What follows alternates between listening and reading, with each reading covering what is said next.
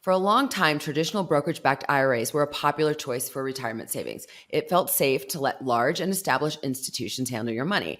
But with today's technology and the banking failures in the last 90 or so days, more and more people are questioning whether they should keep their funds under the control of centralized entities. This is why the self-directed IRA is becoming more popular as people are looking for ways to take control over their financial future. And that's what we're diving into today. Hi, and welcome back to Stop Being Sold. My name is Michelle, and I'm here with Brian. And in this video, we're going to break down the potential benefits and risks involved in managing your own retirement funds in a self-directed IRA.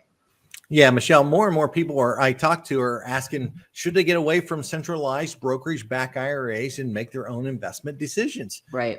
And in a way, I can't blame them, right? Mm-hmm. While managing your own retirement funds requires careful thought, it represents empowerment and autonomy. The truth is that brokerage-backed IRAs actually limit you, whereas a self-directed IRA gives you complete control over your retirement savings and offers you a level of financial freedom that you won't find when you're at a brokerage firm and they manage your investments. Right. Instead of relying on a brokerage firm, you get to choose a wide range of investment options such as real estate, private equity, cryptocurrencies, precious metals like gold, silver. How about commodities, startups, tax liens, and other alternative investments? Yeah, really the freedom to diversify your assets outside the normal stocks, bonds, or mutual funds means you can potentially, and potentially is the key word there, earn higher returns just by getting away from brokerage firms and exploring previously untapped opportunities. So there are a few items that I think we need to point out, Brian, that you cannot invest in with self-directed IRAs, such as life insurance. Yeah, that's right. Life insurance is something an IRA cannot invest in per the IRS guidelines. Another asset you cannot invest in, Michelle, is collectibles. Right. And collectibles can include like works of art, antiques, rugs, any alcoholic beverage, and then, of course, anything that the IRS says is a collectible in the future. All right, so let's get to the risks and responsibilities that come with managing your own funds in a self-directed IRA. What exactly do people need to know? Michelle, self-directed IRAs require hands-on involvement and some financial knowledge. Directing your own investments means you have to have a good understanding of the assets you choose and conduct thorough research. And I can't stress that point enough. With a self-directed IRA, it's up to you to actively monitor your investments and make informed decisions. Another challenge of self-directed IRAs is navigating the complex regulatory landscape. Yeah. It's a big one. Traditional brokerage-backed IRAs benefit from oversight and compliance measures from reputable institutions.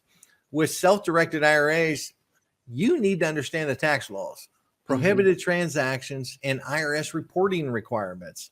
While it can be daunting, those willing to put in the effort can reap the rewards of taking control of their financial future, though. Absolutely. So real quick, you mentioned prohibited transactions.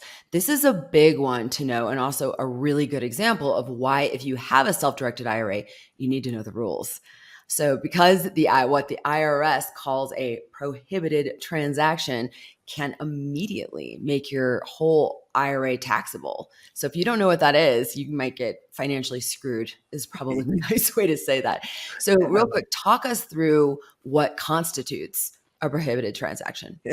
Yeah, sure. Examples of a prohibited transaction in a self-directed IRA are, one of the big ones is lending or giving money to a disqualified person, or transferring assets from the IRA to a disqualified person, and selling assets you already own personally to the IRA.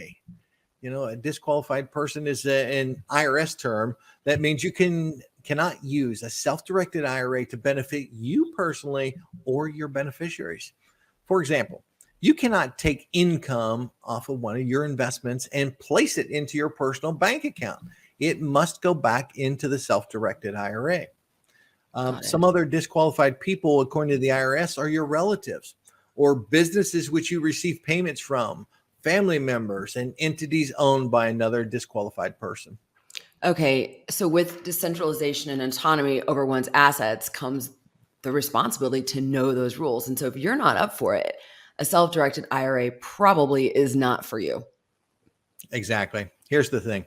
If you're really interested in self-directed IRA but are hesitant, then find a middle ground between full autonomy and professional guidance might be a good way to go. It doesn't have to be all or nothing. Some people think that that's the way it has to be. Some individuals choose to keep a portion of their retirement savings with a traditional brokerage firm while allocating another portion to a self-directed IRA. Interesting. Yeah, this way you can enjoy the benefits of diversification while still having access to professional advice. So you can have the best of both worlds. Sure. Why not? Interesting. All right. So you can have multiple IRAs. You just can't go over the contribution limits for any given year, correct? Right. So for 2023, we're talking 6,500 for those under age 50 and 7,500 for those over 50. So if you have two IRAs, you cannot fund them more than the limit for both of them, correct? Yeah, that's correct. There's no limit to the amount of IRAs you can own, but you can't go over the contribution limit set by the IRS. For example, let's say you're 53 years old and you got two Roth IRA accounts. You can contribute a maximum of $7,500 split between the two accounts. Okay, so one could have $2,000, the other could have $5,500. And now you're at the IRS limits for the year. Okay. All right. This has been a really great video, Brian. Before we wrap this up, is there anything that you would like to add? Yeah, real quick. The rise of self-directed IRAs have basically give you the chance to break away from centralized control and take control of your financial future. As you consider your retirement savings strategy, question the status quo and decide whether self-direction is right for you.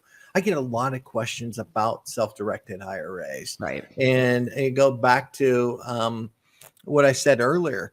You don't have to be all or none. You can have both. So you can have an advisor helping you with one side at the traditional brokerage and then have your own self-directed IRA. Remember, taking control of your financial freedom begins with you taking control of your retirement funds. This is your chance to take control of your future retirement. Absolutely. All right. So on that note, if you like this video, like the video, content of the video, hit that like button, share. Don't forget to comment. And also, we're going to put a video that's been popular called "Should I Stop Funding My Retirement Altogether?" I mean, we've got a lot going on in this world right now, in the economy, and it's nerve-wracking, right? So go check that video out, because if you've been wondering that, everyone else has as well. And Brian and I provide some tips on how to navigate that, and we answer the question. Yep. All right. Thanks so much, Brian, for this. And thanks to everybody who watched. Thanks, everyone. Have a great day.